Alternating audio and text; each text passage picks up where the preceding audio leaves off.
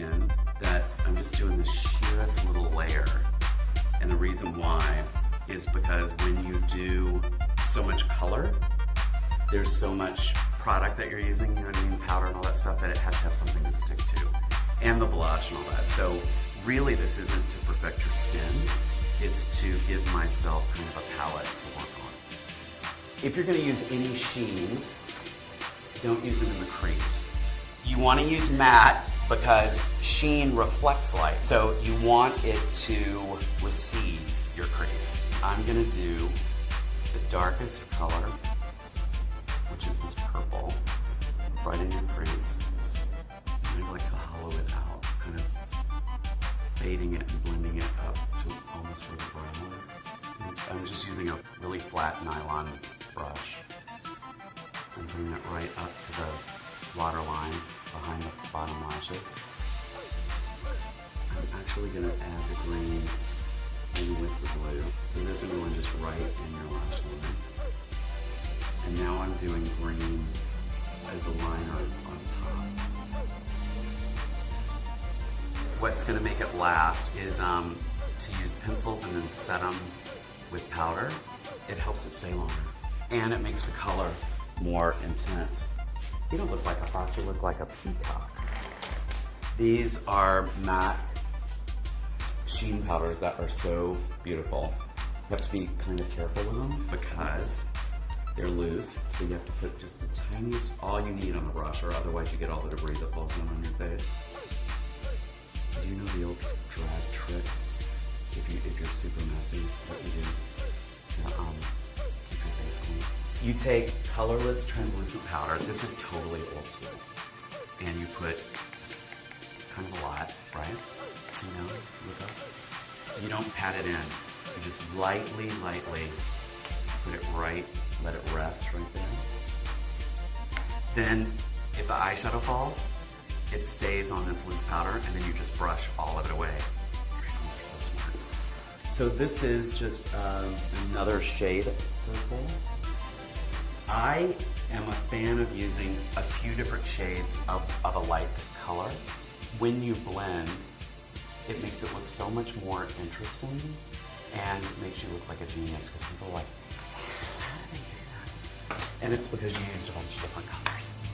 Now I'm gonna set it with blue powder. You can make it a little more interesting. Like this is yet another shade of purple, and I'm just gonna go right in here. I'm not a big fan of the shimmer on the brow bone. It's a little too Vegas-y for me. So this is just Studio Fix. It's just matte dual compact powder that I'm putting right on your brow bone. Now, Drag Queen Be Gone. See, just there you goes. Any debris or any mistakes, gone, clean as a whistle. So I'm curling your lashes. Everyone should curl their lashes. I'm gonna stick with the green with the green, so the green lashes. The thing about colored mascara, I'll show you a trick. So look, use this as the base, right? And then you put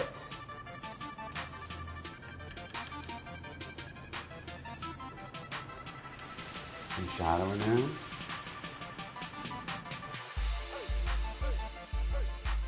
And so now I've punched up the color with that shadow, and it actually makes the mascara thicker.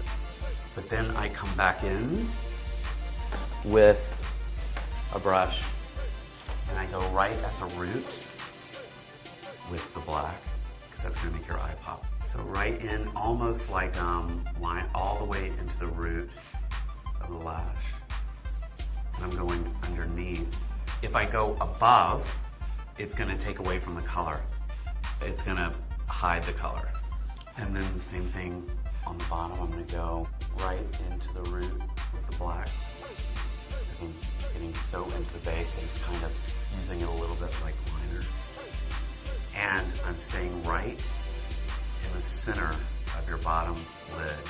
You know, just sort of gauge your pupil, your iris for that, instead of going all the way out, because I don't want it to become a look. It really is just to bring some depth and some attention to your eye.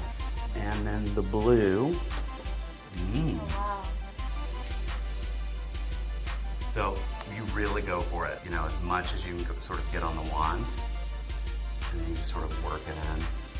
And then just a little bit, I would stay away from super, super duper bright blush.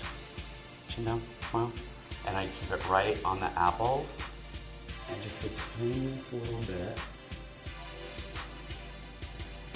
And I left your freckles. Then do you know what this is? Just water from MAC. It's got a little bit of silicone in it. Put that on there and then just sort of dust over it, and it settles the powder so that what? Your skin looks perfect because you have on makeup, but it doesn't look like makeup. It has skin texture in it. So the powder's sitting right on top of your face. It's nice for photographs too, but also in real life.